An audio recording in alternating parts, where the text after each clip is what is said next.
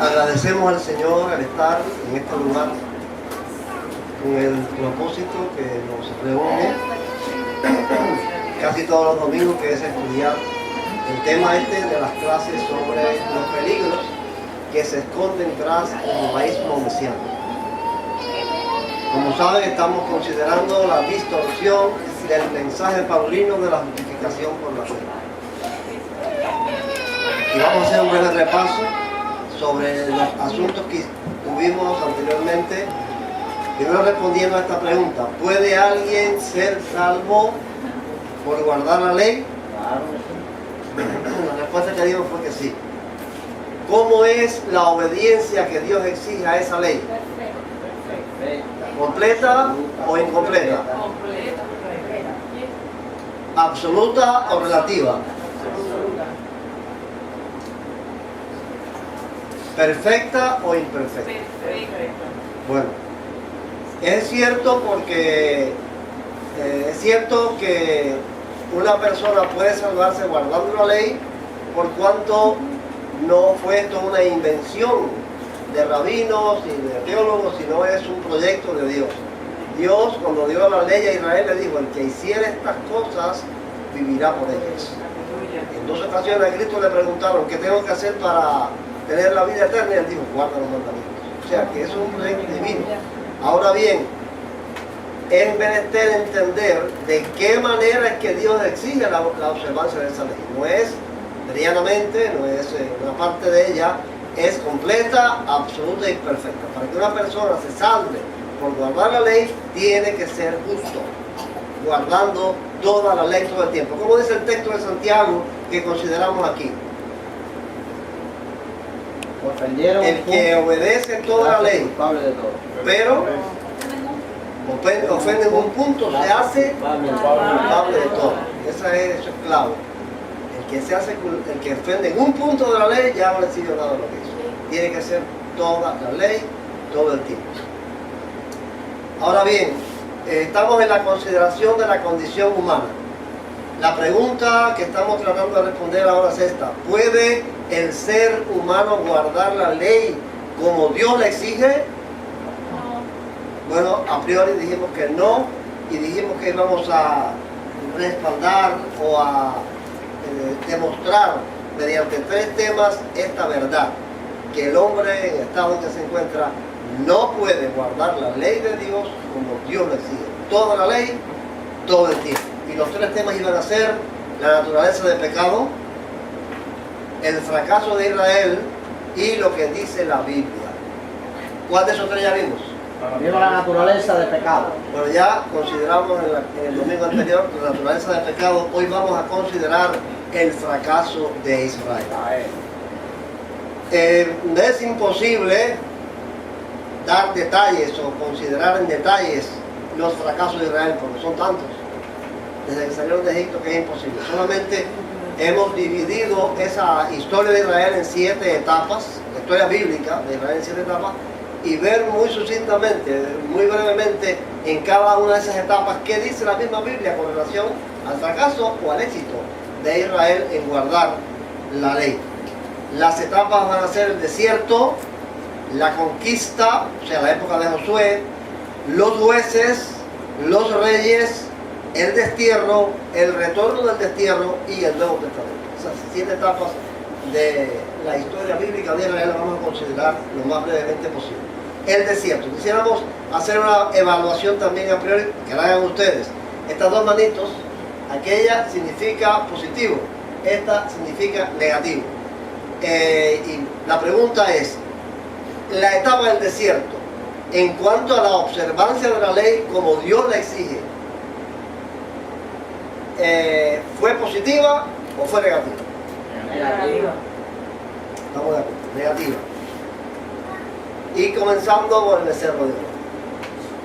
En Éxodo 32, 1 al 4 dice: Viendo el pueblo que Moisés tardaba en descender del monte, se acercaron entonces a Aarón y le dijeron: Levántate, haznos dioses que vayan delante de nosotros, porque a este Moisés, el varón que nos sacó de la tierra de Egipto, no sabemos qué le haya acontecido. Y Aarón le dijo: Apartad los zarcillos de oro que están en las orejas de vuestras mujeres, de vuestros hijos y de vuestras hijas, y traédmelos. Entonces todo el pueblo apartó los zarcillos de oro que tenían en sus orejas, y los trajeron a Aarón. Y él los tomó de las manos de ellos, y le dio forma con buril, e hizo de ello un becerro de fundición. Entonces dijeron: Israel, estos son tus dioses que te sacaron de la tierra de Egipto. Y yo remarqué aquí en rojo esta frase porque es inconcebible. Es inadmisible. Hasta dónde ese pueblo no tenía capacidad de obedecer. Si habían acabado de salir de Egipto, estaban en el monte Sinaí con maravillas de 7 plagas, el cruce del Mar Rojo, y todo había, la nube que los estaba cubriendo de día y la columna de fuego de noche. Y todavía dicen que el que lo sacó de Egipto fue un becerro, hecho con los zarcillos, con los aretes que él tenía. ¿Cómo era, eh? Con la agravante de que todos los milagros que hizo Dios para dar prueba de su voluntad, ¿no? De sacar, de liberar al pueblo, fueron con los dioses de Egipto. Condenándolos, matándolos, o sea, usando los dioses de Egipto para demostrar que no eran dioses. Que no eran dioses. Cada una de las plagas que vinieron de ranas era porque los egipcios adoraban los mosquitos. Ellos adoraban el Nilo. La oscuridad, le tenían miedo a la oscuridad. O sea que Dios condenó, enjuició a los dioses de Egipto con las plagas. Y ahora ellos dicen que el becerro, que es uno de los dioses de Egipto, es el que los sacó de Egipto. ¿Hasta dónde podemos decir que Israel fracasó en su obediencia a lo que Dios le ponía?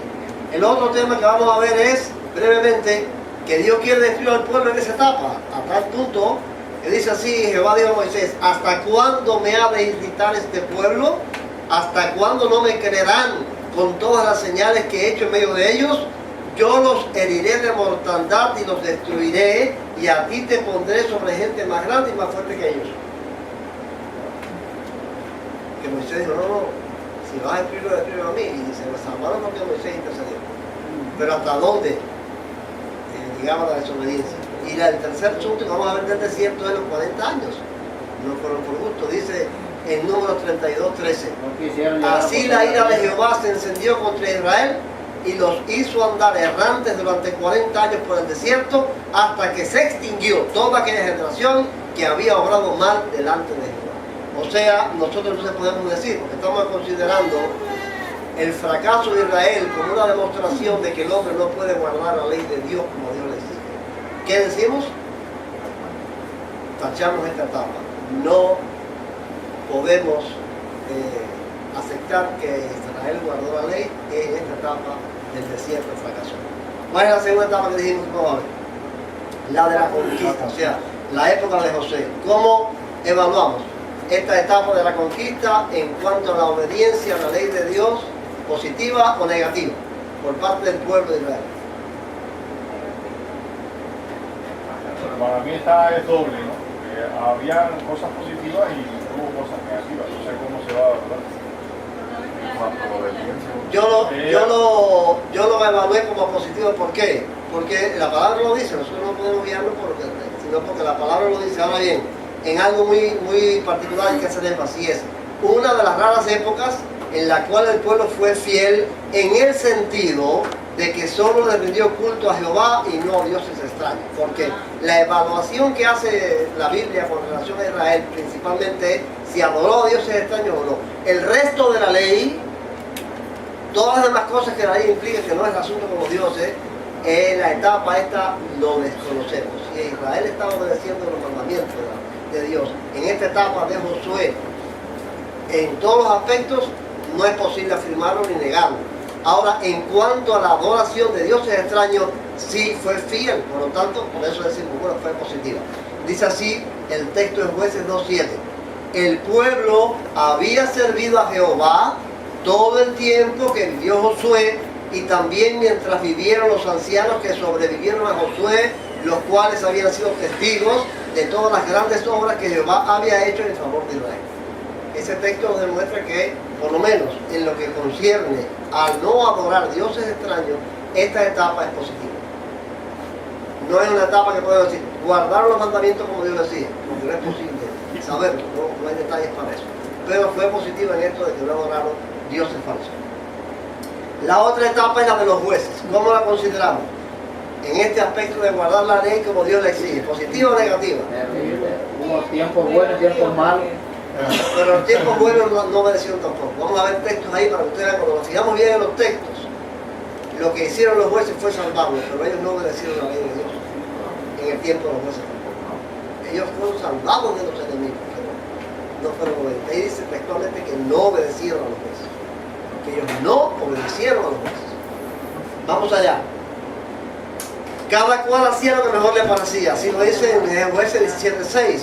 En aquellos días no había rey en Israel. Bueno, cada cual hacía lo que mejor le parecía. Quiere decir que no guardaba la ley. Si cada cual hacía lo que mejor le parecía. Y el otro aspecto es que no sirvieron a Dios en toda esta etapa. En Jueces 2, 16 al 19 dice: Y Jehová levantó jueces que los librasen de mano de los que les despojaban, pero tampoco oyeron a sus jueces, sino que fueron tras dioses ajenos a los cuales adoraron. Se apartaron pronto del camino en que anduvieron sus padres, obedeciendo a los mandamientos de Jehová. Ellos no hicieron así.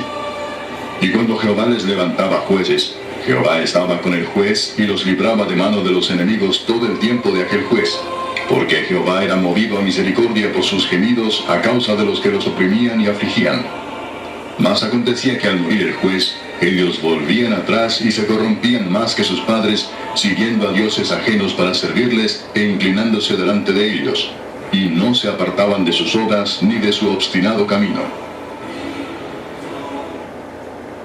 Entonces decimos, de igual manera, esta época está tachada. Tampoco en este tiempo Israel obedeció a Dios, obedeció a la ley de Dios como Dios decía. La otra etapa es la de los reyes. ¿Cómo ustedes consideran la etapa de los reyes? ¿Positiva o negativa en cuanto a la obediencia? No, hubo de las dos. Tampoco hubo de Pero las más dos. negativa que... Tampoco hubo de las dos. En la época de los mejores reyes, Israel no obedeció. El pueblo no obedeció. Y eso es algo que quiero resaltar, que quiero demostrar. El pueblo no obedecía ni en el tiempo de Ezequías ni en el tiempo de Josías. Quienes obedecían eran los reyes. Quienes se convertían eran los reyes, pero el pueblo no hacía nada. Y esa es la causa, uno se siente un poco extrañado cuando se muere el rey y está en el pecado más horrible. No es que no se convirtieron, es que ellos obedecieron al rey porque era el que mandaba, el que se convertía era el rey, pero el pueblo no se convertía. ¿Ven? Por eso es que esto no es posible. Que con todos los lugares altos a veces no eran quitados. ¿Sabes? Vamos a ver, entonces yo considero que esta etapa también es negativa. Israel no obedeció en estos tiempos de rey. Ahora no podemos, decíamos, hacer un estudio detallado de los reyes todos porque no es posible en el tiempo. Pero sí vamos a considerar que tanto en Reyes como en Crónicas los reyes se dividen en dos bandos, los buenos y los malos. ¿Es verdad? Cuando nosotros leemos, este obedeció a Dios, es el bueno. Este desobedeció a Dios, es el malo.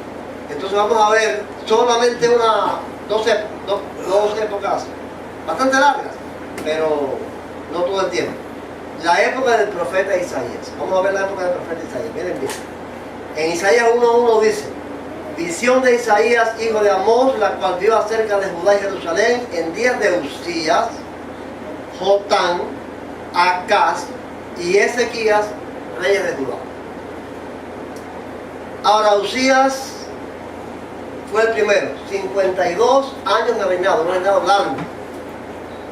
Usías está entre los buenos y los malos. Está entre los buenos, pero al final hizo cosas que no estaban buenas. Pero está entre los buenos. El rey Usías está entre los que obedecieron. Dice en el texto, en 2 de Crónicas 26, 3 al 5. De 16 años era Osías cuando comenzó a reinar, y 52 años reinó en Jerusalén. El nombre de su madre fue Jecolías de Jerusalén. E hizo lo recto ante los ojos de Jehová, conforme a todas las cosas que había hecho Amasías su padre. Y persistió en buscar a Dios en los días de Zacarías, entendido en visiones de Dios. Y en estos días en que buscó a Jehová, él le prosperó. Bueno, parece que Zacarías era un profeta que existió en este tiempo, y en ese tiempo, pues, Usías pues, buscó a Dios. Por eso lo ponemos entre los reyes buenos, no entre los malos. El otro es Jotán. Hablando de Josías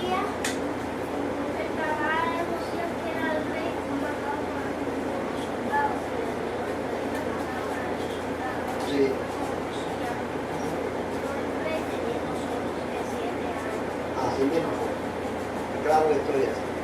Vamos a ver, Jotam es el otro. Reinó 16 años. Fue su reinado. Este está entre los buenos o los malos. Malo, ¿no? Los malos. No, o sea, Jotam está entre los buenos. También está entre los buenos.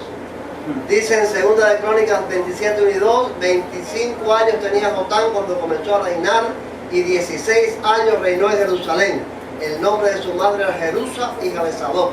E hizo lo recto ante los ojos de Jehová, conforme a todas las cosas que había hecho Usías su padre, salvo que no entró en el santuario de Jehová.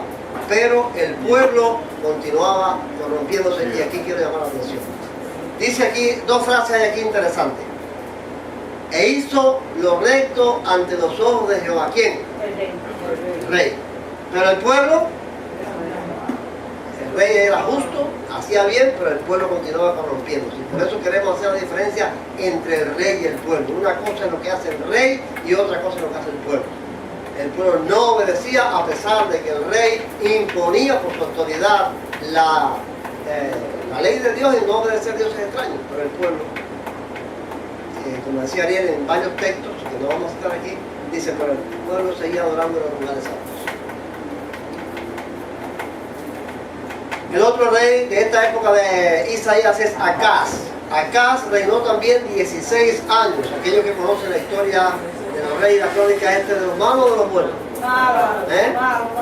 Acaz sí fue de los malos, de los bien malos. Vamos a ver qué dice de Acaz, 2 de Crónicas. No se apartó de los pecados. De 20 años era Acaz cuando comenzó a reinar, y 16 años reinó en Jerusalén. Mas no hizo lo recto ante los ojos de Jehová, como David su padre.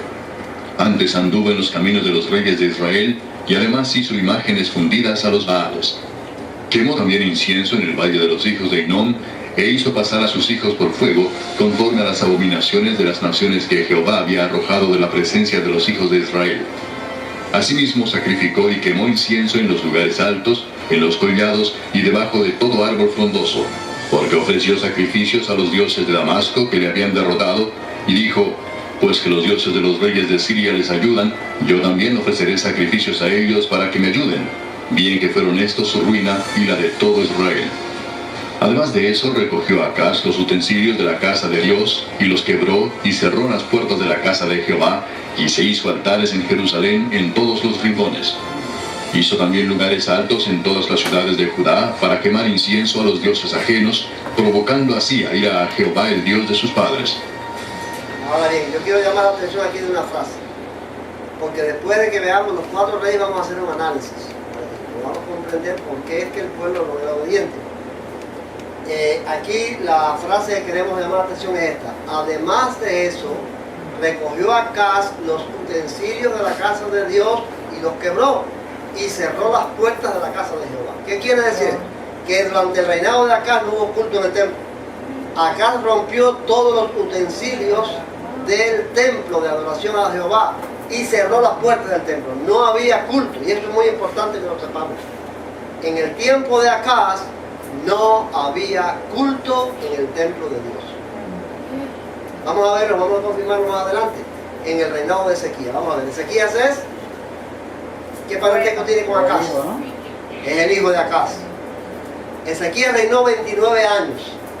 Ahora bien, ¿está entre los buenos o entre los malos? Bueno. Bueno. ¿Está entre los buenos, Edo? Ajá, Ezequías está entre los buenos, entre los buenos reyes. Veamos qué dice también 2 de Crónicas. Miren cómo dice. Pongan atención. Comenzó a reinar Ezequías siendo de 25 años, y reinó 29 años en Jerusalén.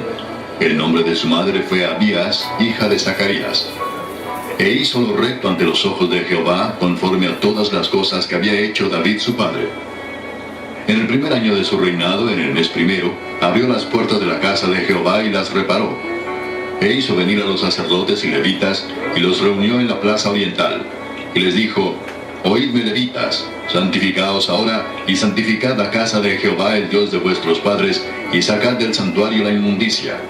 Porque nuestros padres se han rebelado, y han hecho lo malo ante los ojos de Jehová nuestro Dios, porque lo dejaron y apartaron sus rostros del tabernáculo de Jehová, y le volvieron las espaldas.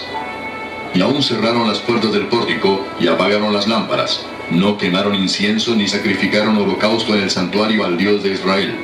Por tanto, la ira de Jehová ha venido sobre Judá y Jerusalén, y los ha entregado a turbación, a execración y a escarnio, como veis vosotros con vuestros ojos. Y he aquí nuestros padres han caído a espada, y nuestros hijos, nuestras hijas y nuestras mujeres fueron llevados cautivos presto.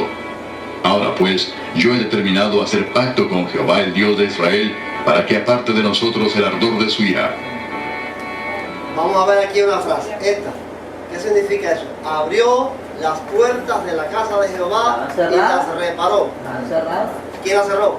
Bien, la casa. Tu padre. Tu padre había cerrado las puertas del templo. Bueno, lo primero que hizo fue reparar las puertas. Es decir, que no hubo, insisto en eso, no hubo culto en el templo durante el reinado de Acaz. Es muy importante que precisemos eso por algo que vamos a leer de Isaías. Él lo confirma ahí. Ahora la otra frase es: y aún cerraron las puertas del pórtico del templo y apagaron las lámparas, no quemaron incienso ni sacrificaron holocausto en el santuario del Dios de Israel. Nuestros padres hicieron eso. Nuestros padres Se rebelaron contra Dios. Acaz destruyó el culto al Dios verdadero del templo. No hubo culto. Cuando dicen nuestros padres, se refiere a la madre también o a otros. No, los padres de él y de los príncipes, de los sacerdotes, los padres de toda la gente que había ahí. Los que estaban en el reinado de Acaz. Hipotéticamente, si Ezequías fue así, no se debió a Acaz, se debió a la madre que tuvo, que tenía temor de Dios, tú sabes. Porque desde niño uno cultiva lo que te enseñan, lo que te van diciendo. Y parece que la madre tuvo buena influencia sobre él, porque si no... ¿La madre quién era? No era la hija de Zacarías. La hija de Zacarías. Bueno, vamos a esto, a este análisis. Vamos a hacer este análisis que es muy importante. En este gráfico están divididos los 4 reinados. El primero es Usías, que reinó 52 años y fue un rey fiel. El segundo fue Jotán, que reinó 16 años y también fue un rey fiel. El tercero fue Acaz, que reinó también 16 años y fue un rey infiel. Y el cuarto, como sabemos, es Ezequías, que reinó 29 años y fue un rey fiel. Quiere decir que en esta etapa de Isaías hay más o menos, un matemático, ¿cuántos años? Ahí, maestro, 52, 68, Vamos a ver, el total son 52 de Usías, 16 años de Jotán, como 113 más años. 16 años de Acaz, Como más 113. 29 Como de 113. Ezequías, son 113 años. Más de un siglo, no es poco tiempo, es más de un siglo de la historia de Israel, de Judá, en esta etapa. Ahora bien, miren este análisis. De reyes fieles son 52, 16 y 29. ¿Cuántos años? 97 años de este siglo, de más de un siglo, de reyes fieles. Ahora, de un rey, es el 86% del tiempo. De un rey infiel, el 14% del tiempo. O sea, en esta etapa de Isaías, el 86% del tiempo, de más de un siglo, el gobierno de Israel es de reyes fieles, particularmente el de Ezequías. Y solamente el 14% del tiempo, breve tiempo, fue que reinó Acaz. Ahora bien, la pregunta clave es esta. En el libro del profeta Isaías, ¿dónde podemos encontrar un solo versículo, aunque sea una frase, por la cual Dios muestre su contento o su agrado porque su pueblo está obedeciendo la ley? En el 89% del tiempo, de 3 reinos fieles, de 3 reyes fieles. ¿Dónde vemos, lo que conocen el libro de Isaías, dónde hay un mensaje de Dios a través de Isaías, donde él se dice, yo lo está obedeciendo, estoy gozoso? Que lo digan, que sea como lo dicen en el libro de Jueces acerca de Josué, que en esa etapa esa generación fue fiel. ¿Dónde dice eso Isaías? Porque no lo dice. Si hay 97 años de esos 113 que fueron reinos fieles. ¿Entienden? Que tenía los medios para hacerlo. Sí, el rey estaba ahí y el rey, y especialmente Ezequías, estaba preocupado para que fueran fieles, que fueran obedientes. ¿Por qué no hay tales cosas? Todo lo contrario. Vamos a ver esto, y queremos precisar esto, De Isaías 1, 10 al 14, miren lo que dice. Príncipes de Sodoma, oíd la palabra de Jehová. Escuchad la ley de nuestro Dios, pueblo de Gomorra. ¿Para qué me sirve, dice Jehová, la multitud de vuestros sacrificios? Hastiado estoy de holocaustos de carneros, y de grasa de animales gordos. No quiero sangre de bueyes, ni de ovejas, ni de machos cabríos. ¿Quién pide esto de vuestras manos, cuando venís a presentaros delante de mí para pisotear mis atrios? No me traigáis más vana ofrenda. El incienso me es abominación. Luna nueva, sábado, y el convocar asambleas, no lo puedo sufrir. Son iniquidad vuestras fiestas solemnes. Mi alma aborrece vuestras lunas nuevas, y vuestras fiestas solemnes. Me son gravosas, y cansado estoy de soportarlas.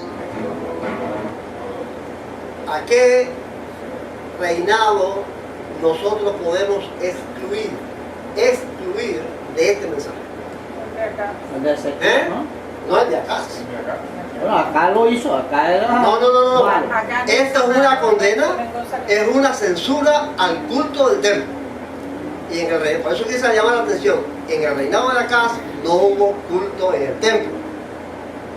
Dios está condenando aquí los sacrificios que se hacen en el templo, las lunas nuevas, los sábados, el convocar asamblea, me son una abominación, no los puedo soportar. Ese es el mensaje de Isaías. Ahora, si eso no se puede aplicar al reinado de acá, porque en el reinado de la casa no hubo culto en el templo, ¿a cuál reinado se aplica? A Usías no me parece mucho, porque Isaías comenzó a profetizar en el año en que murió el rey Usías, al final. Pero los reinados de Jotán y especialmente el reinado de Ezequías, que eran multitudes de animales, grandes cantidades de animales los que se ofrecían en el templo. Ezequías se celebró una Pascua como nunca antes, se sacrificaron miles de animales. Y Dios dice de eso, me son abominación, no me los traigan, no los quiero, no los puedo sufrir. Eso es importante tener eso en cuenta. Nosotros estudiamos así a Isaías en el contexto de los reyes, nos damos cuenta de que el que se convertía era el rey. El pueblo seguía en pecado y Dios no lo podía soportar. Y precisamente aquí lo que Dios no puede soportar es que ellos no obraban con justicia, no estaban adorando a Dios ajeno. En el tiempo de Usías, de Jotán y de Ezequías, ellos no les rendían culto a Dios ajeno. El culto era a Jehová. Pero dice, ¿qué dice Dios? Para estar a cuenta. ¿Cómo que Dios dice ahí en ese texto cómo sigue? Amen la justicia, protejan al huérfano, den a la viuda el derecho y vendremos y estaremos a cuenta. O sea, no podía soportar, porque Israel estaba dedicado a cumplir con la ley externamente, con las cosas que podían hacer fácilmente fuera de ellos, pero sin cambios en el corazón. Estaban llenos de sangre sus manos, estaban llenas de robo y de violación y de mentiras.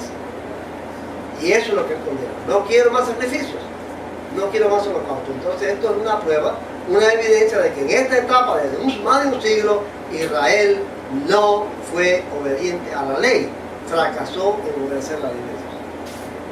Vamos a ver, la clave se halla en lo que dice Segunda de Crónicas, que ya vimos este texto, sobre el reinado de Jotán. E hizo lo recto Jotán ante los ojos de Jehová, conforme a todas las cosas que había hecho Usías su padre, salvo que no entró en el santuario de Jehová, pero el pueblo continuaba corrompiendo.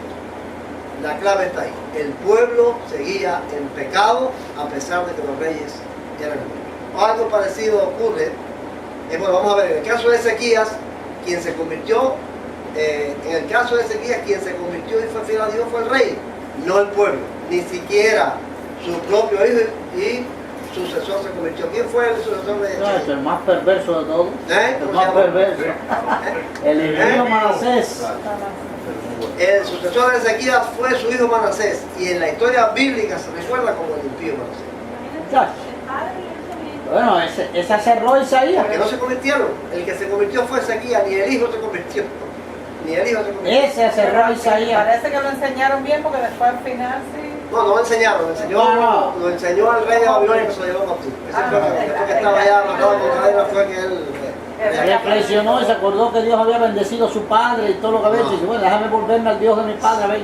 Como dice Ariel, según la tradición judía, eso no está en la Biblia, pero según la tradición judía, en este reinado de Manasés fue que mataron a Isaías cerrándolo vivo en un madero. metieron dentro de un árbol seco y la cerraron un árbol. Hicieron una presión. ¿A dónde llegó este hombre? Fue cosas terribles. Este hombre sí. Ahora, en la etapa de Jeremías ocurre algo parecido. Dice en Jeremías 1, 2 y 3, palabra de Jehová que vino en los días de Josías, hijo de Amón, rey de Judá, en el año 13º de su reinado.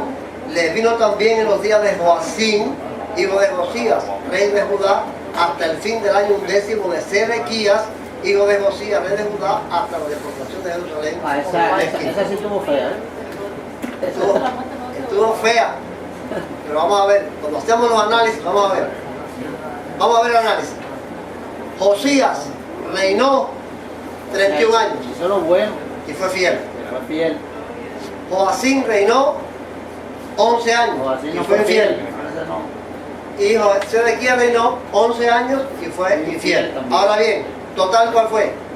31 más 11, 53, más de medio siglo. Más de medio siglo. Ahora, la mayor parte del tiempo fue un reinado fiel o infiel. El fiel. ¿Eh? El fiel. ¿De qué? El fiel. De fiel. Fue un reinado fiel la mayor parte del tiempo. 31 años, el 59% del tiempo. Y reyes infieles, 22 años, el 41% del tiempo. La misma pregunta. En el libro del profeta Jeremías, ¿dónde podemos encontrar un solo versículo, aunque sea una frase, por la cual Dios muestra su contento o su agrado porque su pueblo está obedeciendo la ley? ¿Dónde hallamos Jeremías? Aquí en el reinado de Josías dice eso, dice que con todo el esfuerzo que él hizo por quitar los lugares altos y todo, y destituyó a su madre y todo lo que hizo, dice que con todo y eso, Israel siguió adorando en lugares altos, continuó la adoración en los lugares altos.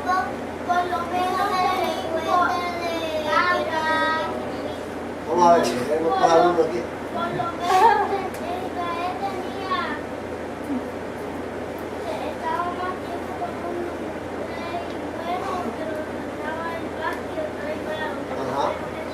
¿Cómo es la vida? Eso me recuerda de quiero que brilles en mí. Dice que la vida que Jesús recuerda que quiero que brilles en mí. No puede haberlo, o sea, no puede haber esos textos en Jeremías, porque quien se convirtió y fue fiel a Dios fue el rey Josías, no el pueblo. Miren esto. Entonces fueron el sacerdote Hilcías y Ahicam, Acbor, Safán y Asaías, a la profetisa Hulda, mujer de Salum, hijo de Tikva, hijo de Aras, guarda de las vestiduras, la cual moraba en Jerusalén, en la segunda parte de la ciudad, y hablaron con ella. Y ella les dijo: así ha dicho Jehová, el Dios de Israel: decid al varón que os envió a mí, así dijo Jehová: he aquí yo traigo sobre este lugar y sobre los que en él moran todo el mal de que habla este libro que ha leído el rey de Judá, por cuanto me dejaron a mí y quemaron incienso a dioses ajenos, provocando mi ira con toda la obra de sus manos. Mi ira se ha encendido contra este lugar y no se apagará. Mas al rey de Judá que os ha enviado para que preguntaseis a Jehová, diréis así: así ha dicho Jehová, el Dios de Israel: por cuanto oíste las palabras del libro, y tu corazón se enterneció y te humillaste delante de Jehová, cuando oíste lo que yo he pronunciado contra este lugar y contra sus moradores, que vendrán a ser asolados y malditos, y rasgaste tus vestidos y lloraste en mi presencia, también yo te he oído, dice Jehová. Por tanto, he aquí yo te recogeré con tus padres, y serás llevado a tu sepulcro en paz, y no verán tus ojos todo el mal que yo traigo sobre este lugar. Entonces, ¿para quién era la bendición ahí? ¿Para el pueblo o para el rey? El rey fue el que se enterneció, el rey fue el que se arrepintió y se reconoció, el pueblo seguía en pecado y Dios persistía en su ira. Dice aquí también... Yo lo traeré sobre este pueblo todo lo que tenga. Asimismo barrió Josías a los encantadores, adivinos y terafines, y todas las abominaciones que se veían en la tierra de Judá y en Jerusalén, para cumplir las palabras de la ley que estaban escritas en el libro que el sacerdote Hilcías había hallado en la casa de Jehová. No hubo otro rey antes de él que se convirtiese a Jehová de todo su corazón, de toda su alma y de todas sus fuerzas, conforme a toda la ley de Moisés, ni después de él nació otro igual. Con todo eso, Jehová no desistió del ardor con que su gran ira se había encendido contra Judá por todas las provocaciones con que Manasés le había irritado. Y dijo Jehová: también quitaré de mi presencia a Judá como quité a Israel, y desecharé a esta ciudad que había escogido, a Jerusalén, y a la casa de la cual había yo dicho, mi nombre estará allí. Y ya Manasés se había arrepentido. Ya. ¿Y por qué persiste la ira? Porque las obras de Manasés continuaban. Lo malo que él hizo, él se arrepintió, pero lo malo que él hizo y lo que enseñó a hacer al pueblo, no tenía remedio. Eso estaba ahí todavía. Entonces es otra prueba más. Ni siquiera sus hijos de Josías se convirtieron en sus malos caminos. 2 hijos de Josías fueron sucesores de él en el trono, Joacim y Sedequías. Ambos fueron llevados cautivos a Babilonia como castigo de Dios por sus pecados. Seguro que sí. Entonces, ¿qué decimos de la época de los reyes? Mala. Tachado. Tampoco en este tiempo el pueblo obedeció a Dios. Quienes obedecieron fueron los reyes, no al pueblo. El destierro, ¿cómo lo califican ustedes? Terrible. ¿Bueno? O sea, positivo o negativo. No. ¿Eh? Negativo. Ezequiel fue uno de los profetas del destierro. Una pregunta. ¿Qué es el destierro? Cuando a ellos se los llevaron, así vieron a Nabucodonosor y se los llevó cautivos para Babilonia. Eso es el destierro. Habla de su tierra. En el libro del profeta Ezequiel, donde podemos encontrar un solo versículo, aunque sea una frase, por lo cual Dios muestre su contento o su agrado, porque su pueblo está obedeciendo la ley. Los profetas no dicen nunca que el pueblo está obedeciendo. En ningún profeta lo vamos a ver. Todo lo contrario, mira lo que dice Ezequiel. Les esparcí por las naciones y fueron dispersados por las tierras. Conforme a sus caminos y conforme a sus obras les juzgué. Y cuando llegaron a las naciones a donde fueron, profanaron mi santo nombre, diciéndose de ellos, estos son pueblo de Jehová, y de la tierra de él han salido. Pero he tenido dolor al ver mi santo nombre profanado por la casa de Israel entre las naciones a donde fueron. Por tanto, di a la casa de Israel, así ha dicho Jehová el Señor, no lo hago por vosotros, oh casa de Israel, sino por causa de mi santo nombre, el cual profanasteis vosotros entre las naciones a donde habéis llegado. Y santificaré mi grande nombre, profanado entre las naciones, el cual profanasteis vosotros en medio de ellas. Y sabrán las naciones que yo soy Jehová, dice Jehová el Señor, cuando sea santificado en vosotros delante de sus ojos. Entonces, el destierro tampoco queda aprobado, también está descalificado. El retorno, Terrible. positivo o negativo. Todo no tuvo candela. Negativo. Creo que sí. Entonces hubo gran clamor del pueblo y de sus mujeres contra sus hermanos judíos. Había quien decía, nosotros, nuestros hijos y nuestras hijas, somos muchos. Por tanto, hemos pedido prestado grano para comer y vivir. Y había quienes decían, hemos empeñado nuestras tierras, nuestras viñas y nuestras casas para comprar grano a causa del hambre. Y había quienes decían, hemos tomado prestado dinero para el tributo del rey sobre nuestras tierras y viñas. Ahora bien, nuestra carne es como la carne de nuestros hermanos, nuestros hijos como sus hijos. Y he aquí que nosotros dimos nuestros hijos y nuestras hijas a servidumbre, y algunas de nuestras hijas lo están ya, y no tenemos posibilidad de rescatarlas, porque nuestras tierras y nuestras viñas son de otros. Y me enojé en gran manera cuando oí su clamor y estas palabras. Entonces lo medité, y reprendí a los nobles y a los oficiales, y les dije, ¿exigís interés cada uno a vuestros hermanos? Y convoqué contra ellos una gran asamblea, y les dije, nosotros, según nuestras posibilidades, rescatamos a nuestros hermanos judíos que habían sido vendidos a las naciones. ¿Y vosotros vendéis aún a vuestros hermanos y serán vendidos a nosotros? Y callaron, pues no tuvieron qué responder. Y dije, no es bueno lo que hacéis. ¿No andaréis en el temor de nuestro Dios para no ser oprobio de las naciones enemigas nuestras? También yo y mis hermanos y mis criados les hemos prestado dinero y grano. Quitémosles ahora este gravamen. Os ruego que les devolváis hoy sus tierras, sus viñas, sus olivares y sus casas, y la 100ª parte del dinero, del grano, del vino y del aceite que demandáis de ellos como interés. Bueno, la situación de esta gente no había cambiado. Era otra generación con más de 3 siglos de promedio, pero era la misma situación del tiempo de Isaías. Pero ahora habían venido con más, eran más usureros que antes. Mira cómo decía Isaías, que el texto que no vimos. Lavaos y limpiaos, quitad la iniquidad de vuestras obras de delante de mis ojos. Dejad de hacer lo malo, aprended a hacer el bien, Buscad el juicio, restituid al agraviado, haced justicia al huérfano, amparad a la viuda. Venid luego, dice Jehová, y estemos a cuenta. Si vuestros pecados fueren como la grana, como la nieve serán emblanquecidos. Si fueren rojos como el carmesí, vendrán a ser como blanca lana. Si quisiereis y oyereis, comeréis el bien de la tierra. Si no quisiereis y fuereis rebeldes, seréis consumidos a espada, porque la boca de Jehová lo ha dicho. Este mensaje de Isaías en el tiempo de Josías, de Ezequías, de Jotán y de Josías, no, de Jotán o de Ezequías. Pero si se dijera, si se hubiera dicho en el tiempo del retorno de lo mismo. Allá estaban ellos trayendo sacrificios y ofrendas y en el culto muy bien en el templo.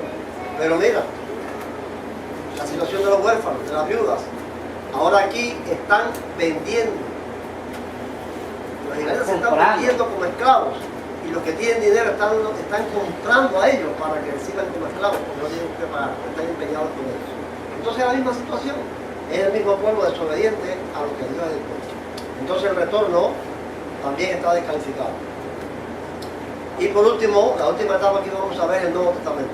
¿Cómo la calificamos? Terrible. Bien. Muy En el mala. Nuevo Testamento es positiva la obediencia del pueblo de Dios a la ley.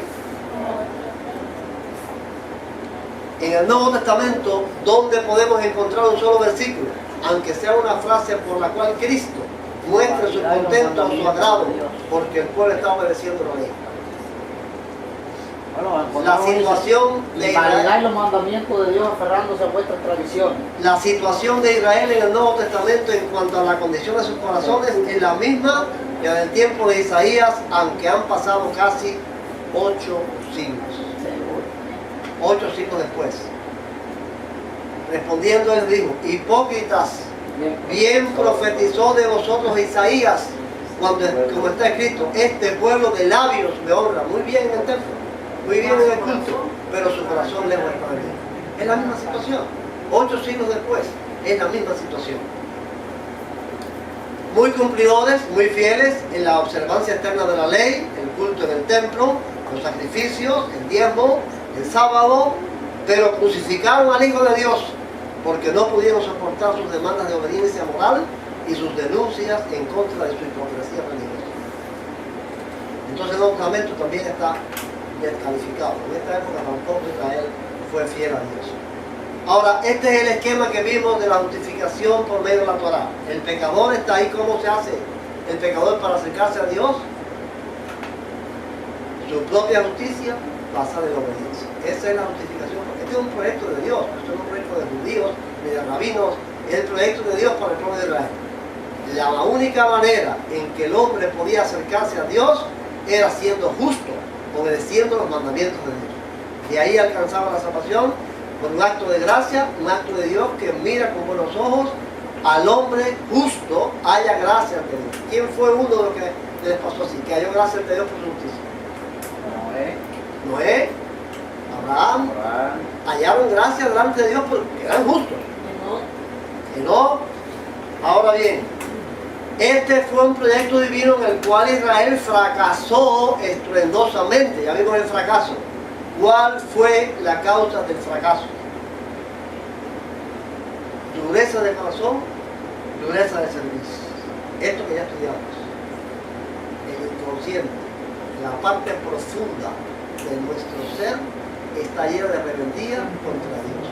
Por lo tanto, no estamos en la capacidad de obedecer a Dios. Por eso fracasó Israel. Por eso fueron los hijos y pecados de cometido en toda su historia.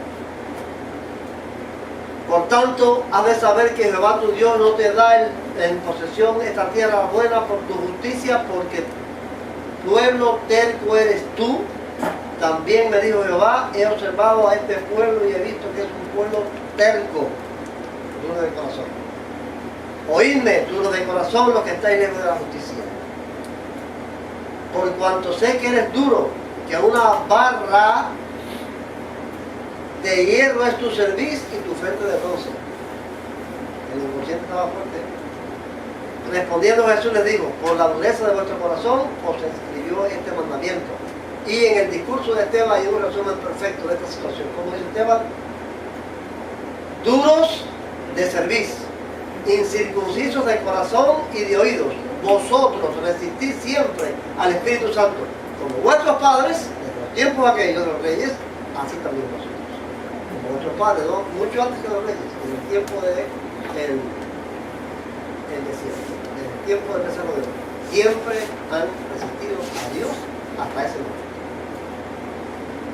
Si ya Israel fracasó en el proyecto de la obediencia, y Dios nos ha ofrecido en la justicia de su Hijo un nuevo proyecto, que es el de la santificación por obra del Espíritu Santo, mediante un cambio de corazón, ¿a qué volver a los viejos movimientos fracasados?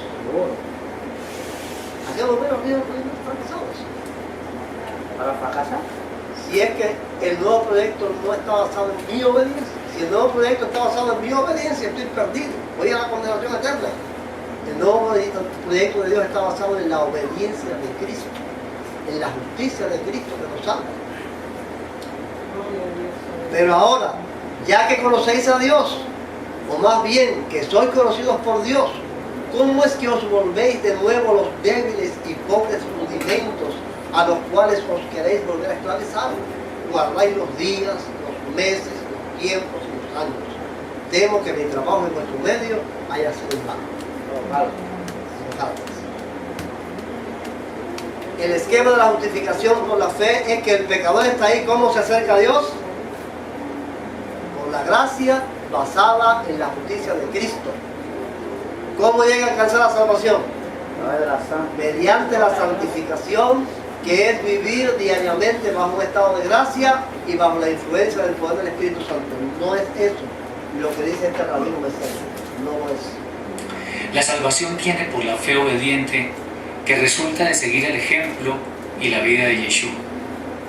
Para el no judío solamente salva la fe en Jesús. La fe obediente, la salvación, esto es algo realmente tachar, esto es una distorsión terrible, tachar esto, la santificación por obra del Espíritu, y poner en su lugar mi obediencia, en la cual ya Israel fracasó, es un peligro terrible. Por eso estamos diciendo que son peligros que se esconden tras el judaísmo mesiánico. Creer que mi obediencia, que consiste en ¿qué? En imitar a Jesús, es lo que me va a salvar. Eso es terrible. Terrible creer semejante cosa. Una gran equivocación, un terrible error. Lo que me salva es que Cristo fue fiel, que Él fue justo, que Él está sentado a la diestra del Padre intercediendo por mí. Y su obediencia es la que me lleva a mí a creer en Dios, a estar en paz con Dios. Y la obra del Espíritu que me transforma a mí es la que me permite ser obediente, porque yo no puedo ser obediente. Mi condición es que no puedo ser obediente. Solamente por la obra del Espíritu Santo, en la justicia de Cristo, es que yo puedo ser obediente a lo que Dios hace. No podemos torcer ese camino ni equivocar ese camino, porque si equivocamos ese camino, vamos a estar en el mismo fracaso del pueblo de Israel que no pudo dar Dios. Él recibe la orden de Dios. Amén.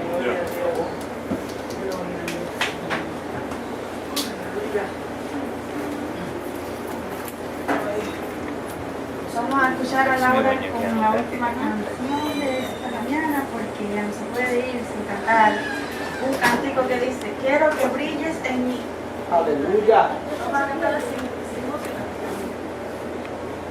A la una, a las dos, a las tres.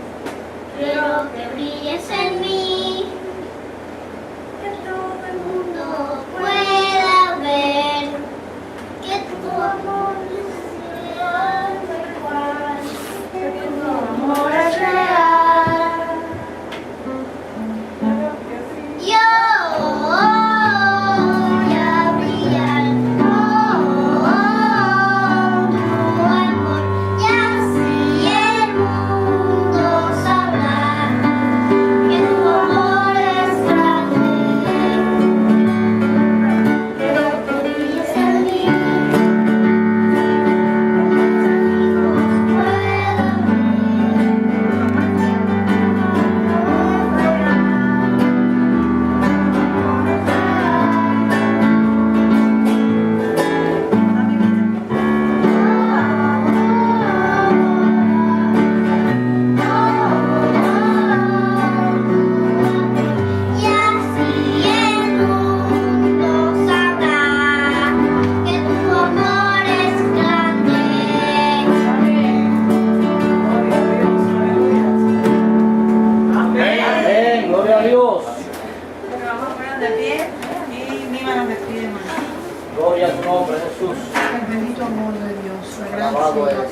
nuestro Señor y Salvador Jesucristo, la compañía y comunión del Espíritu Santo, nuestro divino Consolador, sean con todos tus hijos, hoy y por siempre. Amén.